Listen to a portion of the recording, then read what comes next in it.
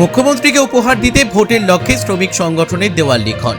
ভোটের আনুষ্ঠানিক নির্ঘণ্ট এখনও ঘোষণা না হলেও রাজ্যের বিভিন্ন প্রান্তের মতো শিল্পনগরী দুর্গাপুরেও ধীরে ধীরে শুরু হয়ে গেছে নির্বাচনী প্রস্তুতি। রাজনৈতিক দলগুলির পাশাপাশি শ্রমিক সংগঠনগুলিও মাঠে নেমে পড়েছে নিজেদের অবস্থান স্পষ্ট করতে।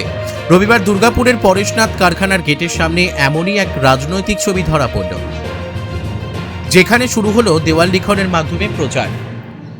এদিন দুর্গাপুর পরেশনাথ কারখানার সামনে আইএনটিটিইউসির উদ্যোগে দেওয়াল লিখন কর্মসূচি পালন করা হয়। এই কর্মসূচির নেতৃত্ব দেন সংগঠনের সাধারণ সম্পাদক শেখ আসগার। শ্রমিক সংগঠনের কর্মী সমর্থকেরা দেওয়ালে দলের সমর্থনে বিভিন্ন রাজনৈতিক বার্তা লিখে প্রচার শুরু করেন। শেখ আসগার জানান, রাজনৈতিক মহলের মতে দেওয়াল লিখন বরাবরই বাংলার নির্বাচনী সংস্কৃতির গুরুত্বপূর্ণ অংশ। ভোট যত এগিয়ে আসে ততই দেওয়াল হয়ে ওঠে রাজনৈতিক বার্তার বড় মাধ্যম।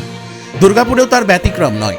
শিল্পাঞ্চলের শ্রমিক সংগঠনগুলির এই সক্রিয়তা আগামী দিনের নির্বাচনী আবহকে আরও তীব্র করে তুলবে বলেই মনে করছেন রাজনৈতিক পর্যবেক্ষকরা। এখন দেখার, ভোট যত এগোবে দুর্গাপুরের দেওয়ালগুলিতে রাজনৈতিক বার্তার লড়াই কতটা তীব্র হয়। দুর্গাপুর থেকে বিধানচন্দ্র গাঙ্গুলির রিপোর্ট, বিগ নিউজ বাংলা।